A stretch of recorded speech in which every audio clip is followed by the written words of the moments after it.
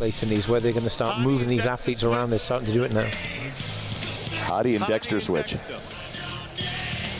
Well, I got to tell you, William and Steve switch. Hadi, I believe, is in the conversation. These judges are going to play with us right now. They're not going to give away this show by going 1, 2, 3. Like, you know what I mean? We're not going to figure it out right away.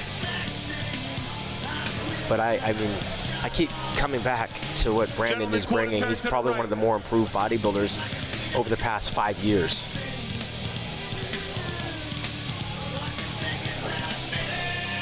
This is a pose which really Brandon dominates tonight in his quarter turns. He's got so much depth through his hamstring and his thigh. He's got that upper body, he's got that mass, that shoulder, he's got that.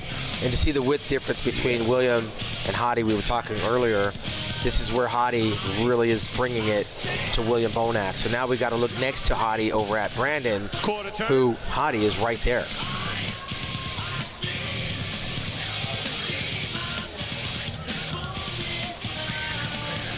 Hadi's lived up to my expectations, seeing him in the flesh, as well as, you know, pictures and videos, etc. And let's go back. He was a 212 athlete. Progressed, moved up, came into the open class, made a massive impression. You want to hear something crazy? Dexter Jackson started out his career as a bantamweight. Wow. He is a full-fledged 230-pound bodybuilder now and has the Olympia trophy, 9 Arnold Classic championships, 29 victories, coming from the bantamweight division.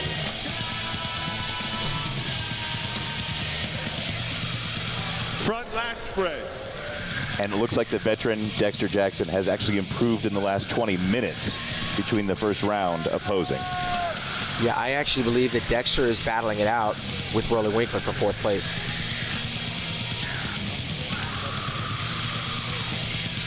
But at the moment, guys, it looks like first and second look like it's between potentially Hadi and Brandon. That's where I'm at. I was going to say that just before you said it, which would then leave William as the odd man out, fighting for that 3rd place spot.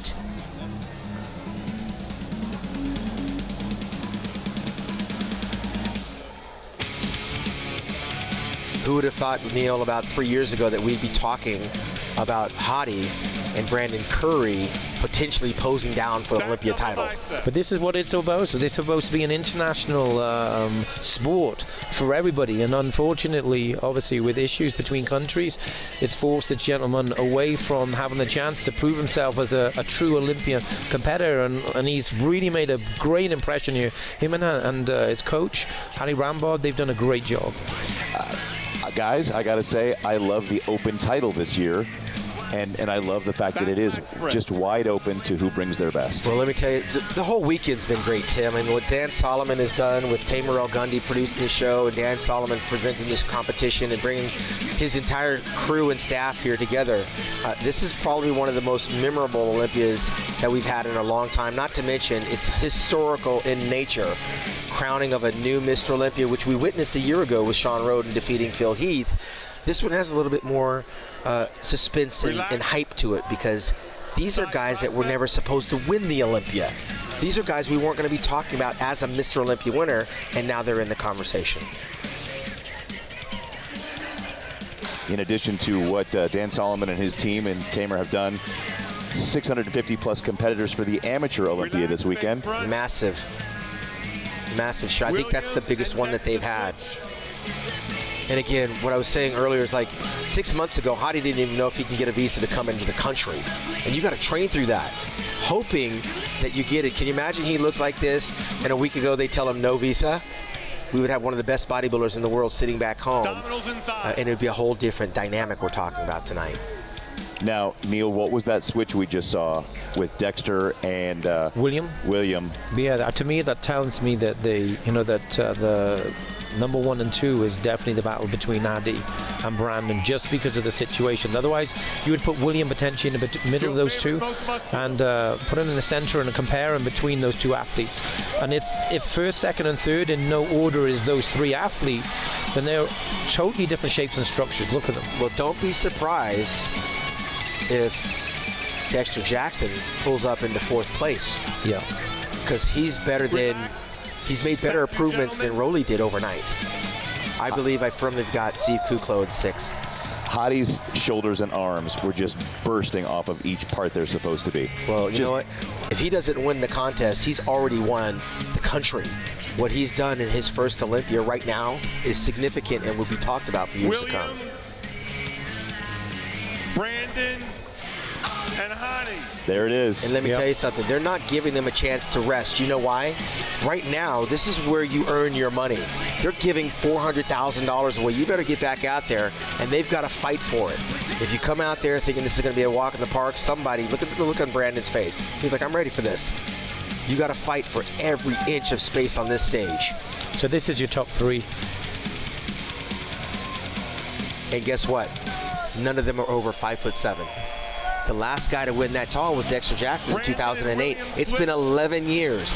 Brandon Switch. Well, we know that top prize is $400,000, but second and third, $150,000 and $100,000 respectively. Steve Weinberger's playing with us. He's got them all moving around like a magic act, not letting anybody get comfortable in their positioning. I definitely feel that Williams had an injury on his right quad. Well, I can tell you, that didn't slow him down because a year ago he was a little bit watery and he wouldn't have been in this lineup. I believe he was 4th last year, yes? Yeah. Yes. And he is the benefactor of not having a Sean Roden and a Phil Heath and a Big Ramy in this competition, because the injury, however slight or even noticeable, he's still going up against a 49-year-old in Dexter Jackson that didn't bring his A game and a potentially injured Rolly Winkler who's slightly off too. William was actually 5th last year. Brandon was 4th. Okay. With Rolly in 3rd. Either way, he's the benefactor. William is the benefactor of certain circumstances involving the other athletes right now. And it just goes to show you, you can't put on a show unless you actually show up. And it's a hard road to get to Mr. Olympia. William was 4th last year. Roden, Heath, Rolly Winkler, William Bonner. Correct. Thank you for correcting that. William is making note of how big his arms are. They are big, but the judges can see that. Calm down, William. One of William's best body parts is his arms, and he was definitely making sure the judges were noticing. You see they keep inching closer, Tim. There's a reason for that. The closer you are to the judges, the more three-dimensional you look. But they are smart enough to keep them in the best lighting, to have them on the line so that no one has an advantage. Okay, now, I just saw an earpiece on Hadi Chupan. Yes, he's had difficulty hearing for quite some time. A lot of people are trying to he looks like he's trying to read your lips. He doesn't speak English. And so what do? We talk louder, thinking he will understand, but he's got a hearing impairment. That's a phenomenal pose for William. Any rear pose, he is unbelievable. And personally, me, I have him winning the rear poses. And you can see that his glutes are very tight. But this is where he loses it. He just doesn't have the width, and that's the genetic thing. Hadi and Brandon are killing him on this lat spread. And they're getting worked. And they should. This is what we paid to see. We want you guys to fight it out. That's why you have to practice, practice, practice. Long before you get here, you'll notice some guys start to shake. It's because they didn't practice the posing. It's the hardest thing to do when you're watching your carbs. When you're doing extra amounts of cardio, you get lightheaded very easy. So you have to do this at home when no one's watching, so that when you get here, it's easy. And Steve knows. He's had put some of the world's best bodybuilders through these poses, so they're trying to buy time, and Steve's like, let's go. And they should. Work for it. There's the vacuum. Oh. Hadi's the only one that can pull off that vacuum. And you'll notice the bodybuilders are posing slower. They're trying to buy some time. I personally feel that Williams made some good changes. I feel he's harder, he's drier. But at the same time, Brandon's made some good improvements. I think Hadi's very similar, which shows consistency. I think that Brandon, as he poses, he's breaking a slight little sweat, which gives him that sheen. Thank you, gentlemen. Back in line. That was a great top 3 right there. They didn't move Brandon from the center. That's something important to note. I've been there with Lee Haney and Dorian Yates and Ronnie Coleman. That's significant to note as we go into the next phase.